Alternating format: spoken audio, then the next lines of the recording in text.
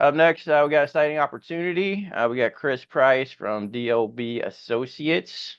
Chris is a Navy veteran. He's been working with DLB for the last 5 or 6 years. They build data centers all over the country, and they actually have some opportunities for you guys. The pay is good, and you can be based out of anywhere. So without further ado, Chris, you can take over. Yeah, absolutely. Thanks. Thanks for having me here. And I think I've also got Erik and Chris were also going to join me for any further questions that we might have as we go through this. What are their full names? So we'll spotlight them too. Erik Olson, he's our Executive Director of Field Services, Ops and Personnel. And then Chris Hilger, he's one of our Field Service Commissioning Resource Managers on the commissioning team. Perfect. All right, Mary, can you find them and put them up? Tell everyone first a little bit about your Navy experience, what that was like, and yeah, absolutely. So like you said, I've been at DLB Associates for 5 years. Originally, St. Louis, Missouri, Metro native, joined the Navy in 2003 to see the world. Got stationed in Oklahoma City as an air crewman, right in the middle of the country. And then, so did an operational tour there as an air crewman in the Takamo community, and then went out to the East Coast to do a developmental flight test evaluation out of Pax River, Maryland. Got to fly every single aircraft in the Navy's arsenal. So did that for my short tour, and then I made a little kind of an odd career choice and transitioned over to Sea Special Programs in 2011. Went out to the West Coast, Camp Pendleton, Oceanside, California, northern San Diego County, and served as a LCAC operator for about 5 years out there. Did my operational tour, got to deploy twice, once with a Boxer ARG, and then did a RIMPAC in 2016. And then I transitioned back to the East Coast to Jeb Little Creek Expeditionary Warfare Training Group as an instructor in the LCAC community, and was there for about 4 years. And then I separated from the Navy in 2020, right in the middle of COVID, and came into DLB via a skill bridge program myself through another commissioning company in the industry, and realized that DLB was the place to be while I was there. Did about a 5-month skill bridge internship, and I started at DLB in November of 2020. So like I said, I've been here for 5 years now. When I got to DLB, I initially served as a mechanical and fire life safety commissioning specialist in the all over the U.S. It's a travel and role, which we're going to talk about here in a minute. So served in multiple capacities all over the U.S., supporting major hyperscale clients, and then eventually transitioned into a major hyperscale project in the Atlanta metro area. Served as the project lead there for about 3 years. We closed that project out in 2023. And then I transitioned into a couple of other roles. And currently as I said, I'm our AD of Ops and Personnel for Field Services. So I've got a slide presentation here that I'm going to go ahead and throw up. Let me go ahead and get this screen up for you guys.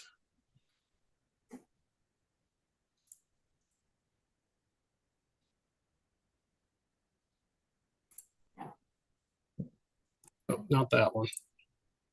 Not that one either. Let's see here. Okay. So you guys have let me see if you get the presentation here. All right, does everybody have this one? Gotcha, Chris. Yep. Awesome. Okay. So, so DLB Field Services, like I had stated, we've also got Erik and Chris here on board. Erik, you want to go ahead and give just a brief introduction to yourself? Absolutely. Erik Olson, Executive Director Field Services of Ops and Personnel. Only been with DLB for 4 months. However, I've been in the data center industry for the last decade. I was Director of Quality and Commissioning for a large electrical contractor, but spent time building solar farms in Southern Utah and West Texas. Before that, I was working in oil and gas for a handful of years.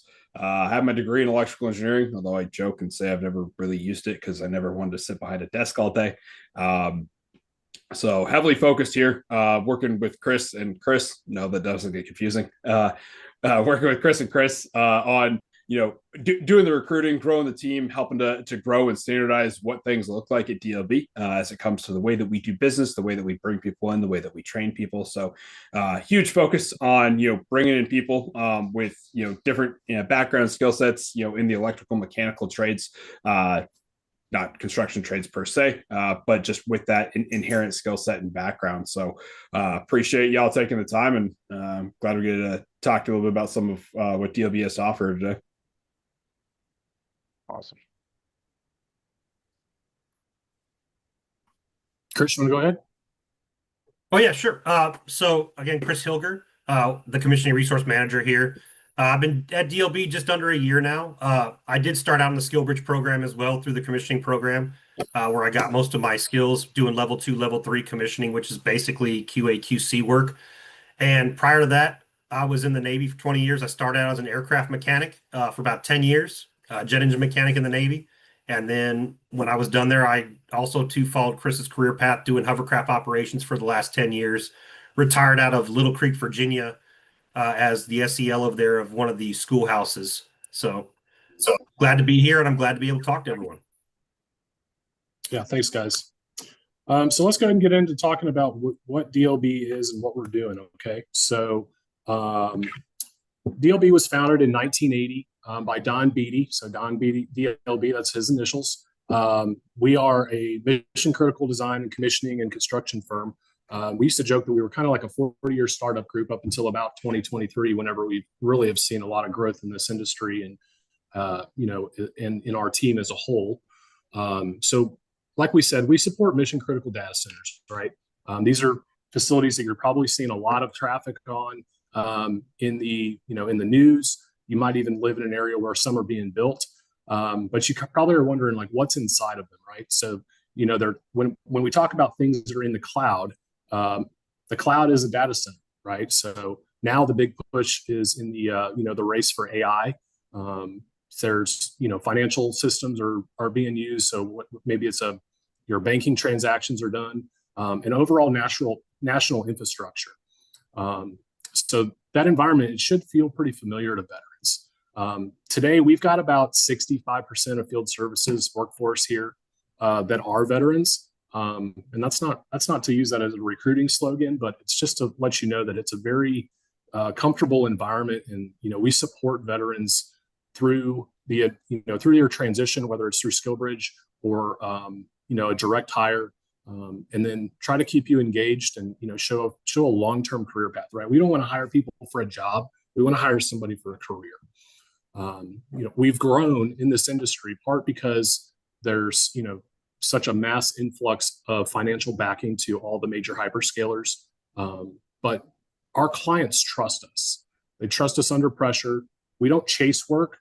I'm sure Erik could sit and talk all day right now about how much backlog work we have of clients that are knocking on the door every single day, asking us to come in and do some work. So we have to scale appropriately and just to be able to keep up with the industry, and at the same time, make sure that we're taking care of our people. Okay. So what is commission? Chris kind of touched on it with the quality assurance and quality control checks that he has done in his roles. Erik and I and Chris have also supported what's considered functional testing, which is later on in the phases after the vendors have completed their startup checks. And then we do individual testing on a piece of equipment. And then eventually we'll turn over an entire phase of a building or even an entire campus of multiple buildings. But commissioning is pretty simple when you strip away the jargon. We just verify the systems are installed correctly, tested, and they actually work together. Whether it's electrical systems from the substation all the way down to the individual server racks, cooling systems, whether it's standard built-up air handler units, or now there's a large transition back into chillers, the controls, the back-end software that is running the entire building, fire life safety systems, anything from a fire pump to a early warning smoke detection system to a standard smoke detector like you have in your house. Nothing gets assumed in commissioning that it's done right until we come in and put our stamp of approval on it, and put it through the tests, and make sure that it operates the way that it's supposed to. So how does that apply to you as transitioning veterans? If you're used to operating with checklists, running procedures, if you're doing, whether it's starting up an aircraft or, doing a periodic maintenance check on a piece of equipment, maintaining documentation, and having accountability to make sure that things are done correctly and to the exacting standards of quality that, the instruction that you are governed by, and whatever it is that you're doing, you already understand what commissioning is. The biggest transition for military folks into the mission critical industry is just like you've seen in whatever service you're from. It's the acronyms. It's just learning the different terminology, learning the verbiage, and just like there's different terminology for different things in the military, even our clients sometimes use the same acronyms for different things. So as we transition from one client to another, sometimes we still have to learn. So we're always learning, we're always improving. We operate in programs with leadership continuity, make sure that standards are upheld. There's clear escalation paths from the most junior person on the team all the way up to the program manager and executive directors. It's very similar to how military operations are ran. All right, so talking about, I mentioned SkillBridge, right? So DLB's been a DoD approved SkillBridge host for 3 years now. We stood that program back up in 2022. And we use SkillBridge the way that it is intended to be used. We've hosted over 20 SkillBridge participants over the course of those 3 years. And every single person that has gone through SkillBridge is treated like they are a full-time employee. It's not free labor. You are 100% integrated into the team. You wear the same shirt, you wear the same hard hat. You get all of the perks, that a regular DLB employee would get, just minus the, financial constraints that we cannot pay people while they're on the internship. Every single person who has participated in SkillBridge at DLB has been extended an offer letter at the end of their internship. So that's a testament to, number one, their ability to rapidly learn a new role, integrate into the team. And part of that is because of the way that we train our people. We've spent the last year, as we've grown, really just revamping our training curriculum program. As Chris stated, we both come from the schoolhouse side, so we've got curriculum managers and curriculum developers on the team. There's a host of, what the Navy calls, a master training specialist, people that have gone through instructor school, whether it's in a classroom or in the field. And of all the people that have been in our SkillBridge program and have been extended offers, only 2 people so far have not decided to come on board as a full-time employee with us. And I want to be very clear about this. Those are still successful SkillBridge internships. Our number one priority whenever somebody is transitioning from the military into the civilian sector is to be successful in that transition. And that is, supporting you through your VA appointments. You might be doing a cross-country move back to your home of record. You might be moving to an area. You already made the decision that you're going to work with us long-term, and you're going to move to like a new place, and just doing another move. But those are still wins. Those folks that did not stay, they found opportunities that were better aligned with their personal goals. But the entire point of SkillBridge is to help somebody transition. It's not to force you into a career path. All right. And then so on the commissioning field technician role, this is really the entry-level role that comes into most of our SkillBridge participants do use. It's an entry-level role. It's still technical support. You're doing inspections, you're validating equipment operates correctly, and we show you the career paths while you're in the internship to see like where are you going to be 3 to 5 years from now. Okay. before I go any further on this, I spoke about the travel a little bit. I want to make sure that everybody understands that. The majority of our team travels on about 75% rotation. That doesn't mean that you're gone for 9 months at a time. It's usually around a 3-on, 1-off rotation. Now, there are relocation opportunities as well, where we'll put somebody on a project full time for a certain duration of a period. But I'd say the majority of our team travels on about a 3-on, 1-off rotation. They're flying out of an airport, or they're getting in their car on a Sunday afternoon or on a Monday morning to get to the job site and working normal, what we'll call day check hours, right? In the construction industry, somewhere between like 6 and 7, you're showing up on site, and you're there until 3 or 4 o'clock in the afternoon, once everything's done for the day. And then after that, they're going to the hotel. You're your own travel agent at DLB. You decide where you're going to stay as long as it's within budget. You get your own rental car. You're booking your own flights through, whether it's Delta or American or whatever airline of choice that you have. As long as it's within the budget, you still get to be an adult. There's no DTS here.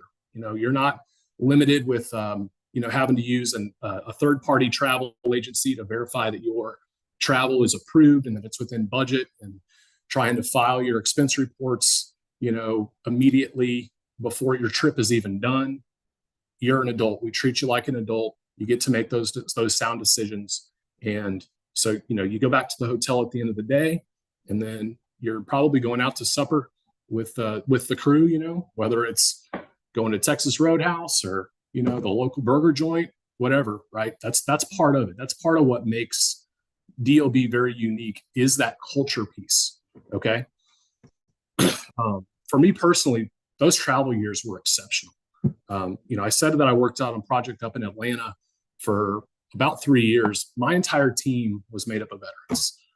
Some of them I'd actually served with and deployed with on active duty. So we'd already operated in, high up tempo environments. We knew how each other worked. We trusted each other, and we knew that we could rely on that person day in and day out on that job site, whether for personal or professional, issues that you were up against, to help you get through, to find a solution. That dynamic made the travel not just tolerable, but it was really enjoyable. So in 2025, we received our Hire Vets Platinum Medallion Award for the 3rd year.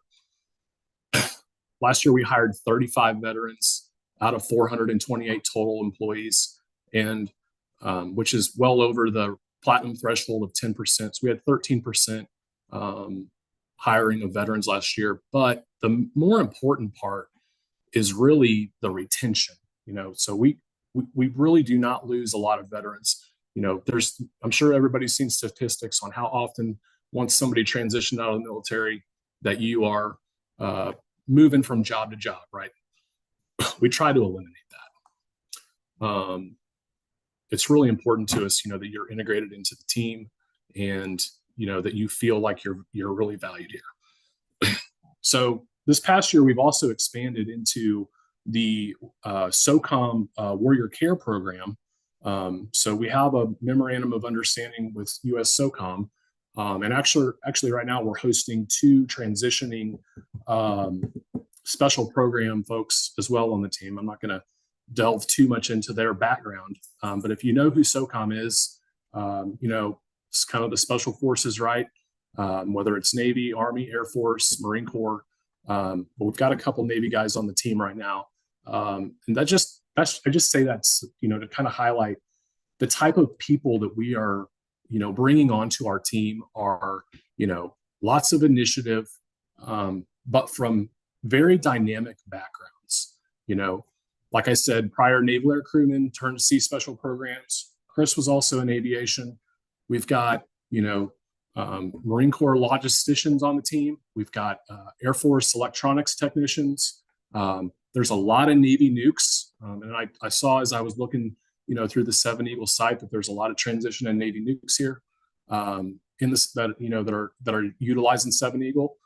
Very applicable to the industry. As you come into the program, and like I said, we'll paint different career paths for you. you can stay technical for your entire career, become a subject matter expert. You can transition into people leadership roles like what Chris is in. You can transition into executive roles, supporting departmental and overall company growth. You can do project and program management. DLB also has a full service design side of the house. That's what we were founded on, was design. So you can, if you've got your electrical or mechanical engineering degree, and you want to eventually go and get your your FE or your EIT, your professional engineering license, we support it, right? And we have a huge design team that is literally making and designing these buildings as well. So that's really, just a quick hitter there. I didn't want to take too much time here to talk about, just sit here and talk to everybody. We want to make sure that we have opportunities for everybody to ask any questions that you may have. But if you're looking for a technical career with real growth path, if you want to find you're worried about trying to find the right place to be, where people understand what you've been through, and you want to work for leadership that understands structure, tempo, accountability, and knows how to motivate people, DLB is a good spot to be. SkillBridge can be that doorway. Full-time employment can be that doorway. But we're happy to talk you through it, what it could look like, and hopefully have be able to provide some more insight. So that's all I got there. Awesome. Well, thanks for that presentation, Chris. That was great. I'm Yes, sure sir. we're going to have a ton of questions. We'll open it up. We'll do the hand raising thing. If you guys could just kind of keep it like more general questions that everybody can appreciate. If you have like really specific personal questions, connect offline, because I feel like we're probably going to have a lot of questions. So Jeremy, I got you up first. Hi, thanks for the presentation. So I have two questions, and one is in cloud. Since it's data centers, I was wondering if you all have cloud technical positions, not just, it doesn't have to be on the desk cloud. I can also do server maintenance, server build outs and all that, physical server stuff. And do you all have any opportunities in Dallas? Okay, so two questions. So the first one is an easy question. Dallas is we just put Dallas on the map in the last couple of weeks as a major area that we're going to be looking for making some hiring efforts in. Texas in general is coming on the map. And then second, to answer your second question about server installs and that kind of stuff. So the way that DLB operates is under an umbrella company, which is called Sequel. And we also have a group within the umbrella of Sequel that DLB also would fall under, that's called STC, or Smart Tech Contracting. Now, I would recommend, please go check out smarttechcontracting.com. That is our field integration team. So those are the folks that are actually going out, building and installing manager panels that are controlling these systems. As far as specific to server development, I'll be honest, I'm not on that side of the house. Erik, if you could, maybe speak a little bit more on that, but we are full service. So I think that we do have some folks on that team that are doing that type of work every day. Okay. Yeah, so to add that, we do, like Chris said, it's not directly through DLB, right? It's through one of our sister partner companies there that's owned by the same parent company. Because obviously the secret sauce is in the servers, right? So the clients are pretty proprietary as to what who can touch what they have access to. So there are additional screening requirements and things like that, both for employees as well as for companies that do that. So separate entity, but yes, there are limited opportunities for that, but we do some of that work. Okay. Thank you. Awesome. That answers my question. All right. I'll be in touch then. All right. Definitely. Yeah, I posted his LinkedIn in there if you guys want to connect with anyone. Derek, I got you up next. Hey, how's it going, guys? So I did have one quick question. So the entry-level role, as you guys stated in the presentation, was a commissioning field technician, right? Which is primarily just travel around the country. But Chris, you mentioned that it was usually with other people. So how many people are usually per team or per job site. So obviously you build that camaraderie and you can learn off of each other for more senior technicians. Great question. So the size of the team depends upon the size of the project that you're working on. During an internship program or as an entry-level technician, and really as you progress up until, what we call our specialist level, which is folks that are actually leading testing, you're always going to be working alongside somebody else, either under the instruction of them, under observation from them, or maybe performing individual tasks, on your own with them there, for watch team backup while you're there. The team that I worked with in Atlanta was made up of, I had 6 people total on my mechanical and fire life safety team. And then there was a sister component of the electrical team that was the same size. You're not with the same 6 people all the time. Sometimes because it's a slow week on the job site, you might only have 2 or 3 people there. Sometimes you have to bring in more personnel, maybe from a different job site, because, whether it's schedule constraints or maybe it's just a large activity that's going on. So you could be working with anybody from, 1 or 2 other people to up to, 15 to 20 people on a job site right now. I think our largest active job site right now, we've probably got about 18 to 20 people supporting every day on the site. Awesome. You good, Derek?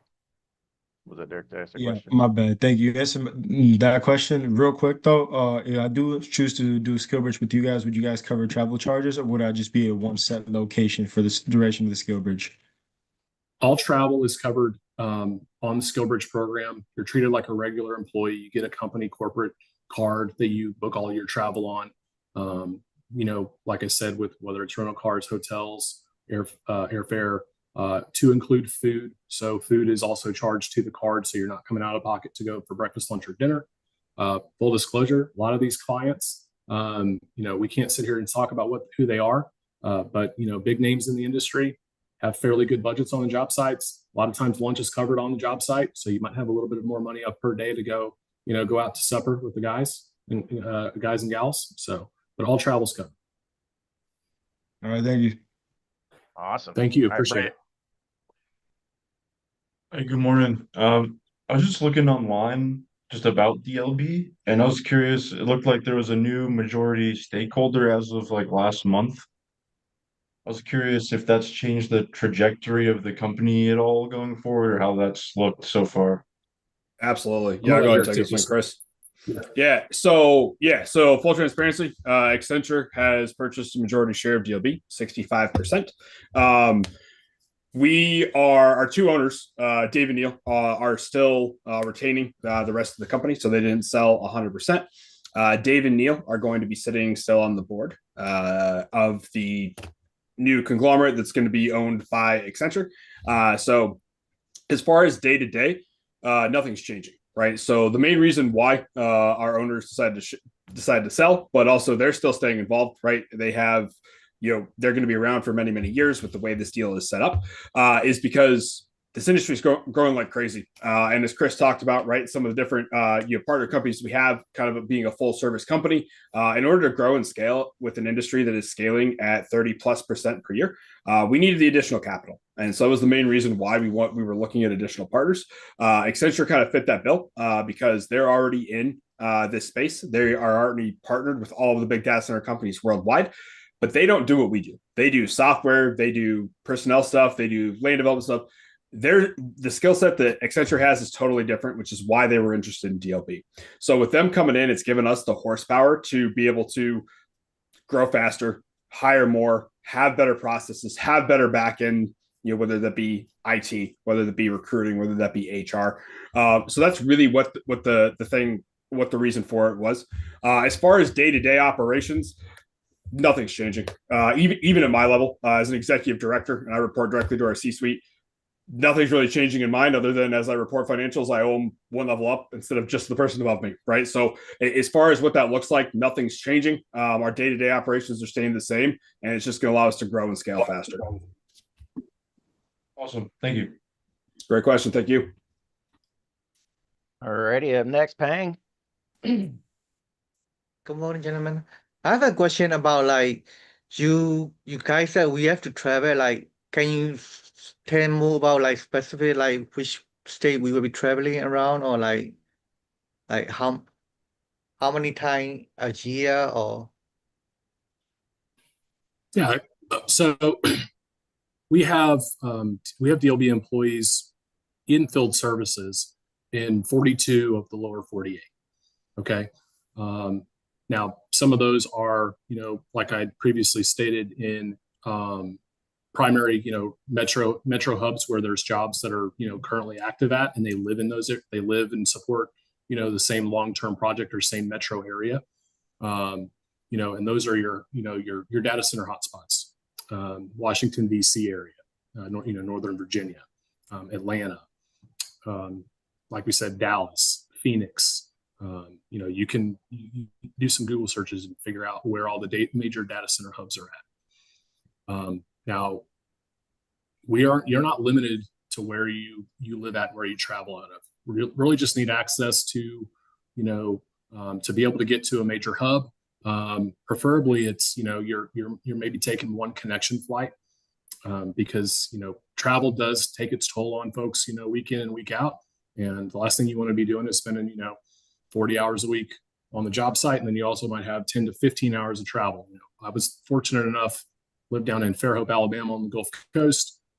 Short hop out of Pensacola or Mobile, and it's a 45-minute flight up to Atlanta for me, and then it was like a 30-minute drive to the job site. So I only had about 4 hours worth of travel, including time to and from the airport every week. So anything you want me to expand on that, or Chris, if you want to cover down it's like with the travel? yeah, it's like you are working in a DC spot, right? But you are traveling to the spot, but you will get back to your location back to there after you travel, right?